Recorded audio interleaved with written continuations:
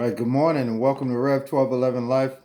My name is Will, P. Will, if you want.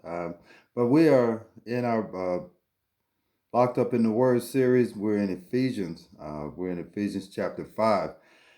And, I looked at it, I read, and we're in the book of Ecclesiastes.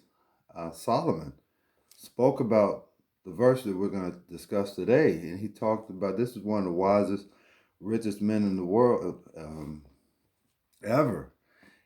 And he talks about the things that he's done, the things he's tried, everything that he has done. And he says that it's all useless and worthless because they did not fill him. They did not give him peace or give him joy. They were just things to fill a void, and they were all useless to him. So Paul is talking to the church of Ephesus, to the believers, about how to walk out their faith. And he tells them in verse 18, he says, and do not get drunk with wine, for that's debauchery, but be filled with the Spirit. And this is a great verse because it's telling us not to get drunk on wine and alcohol, because that's an entirely different spirit. And that's why they actually call it spirits, because it's a different spirit, and it gives you a spirit, of malice, of brawling. It takes you out of character, and it takes you out of the character of Christ. That's why he's saying be filled with the Holy Spirit.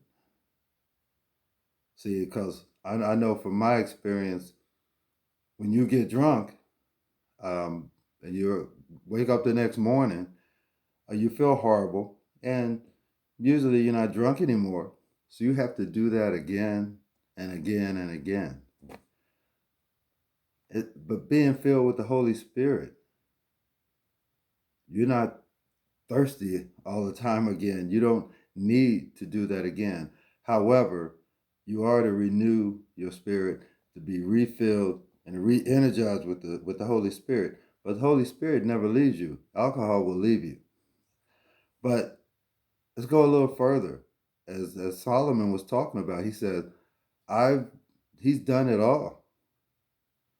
See, but so for some of us, it might not even be alcohol. We feel ourselves, it can be food. It can be sex. It can be drugs.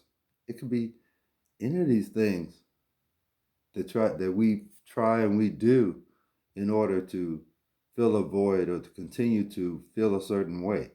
But Paul is telling us that not to be filled with any of those things, because they're deceitful and they keep you trapped.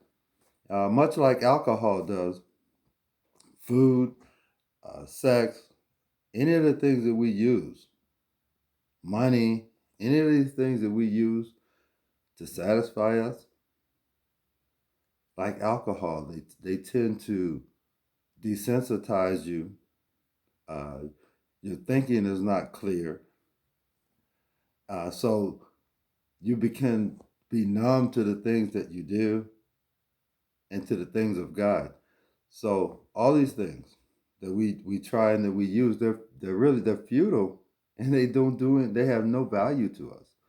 So he's just simply saying to us, instead of being filled up on the things of this world, we ought to be filled with the Spirit, where all the gifts, all the spiritual gifts are. Not this deception or anything that the world will tell you that you need. The Holy Spirit is what you need. And the Holy Spirit will never leave you empty. The Holy Spirit will never leave you thirsty. We may hunger for more of God. We may be thirsty for more of Him, but it won't leave us void ever. So consider that today, just to not to be drunk on the things of the world, but to be filled with the Holy Spirit. And that's my encouragement for you today. Very simple. But we'll be back again, Lord willing. and we'll get back into the end of chapter 5. And God bless you guys, and thank you so much for even listening to me or checking out the video. But I love the Lord and I love the Word. So take care. God bless you.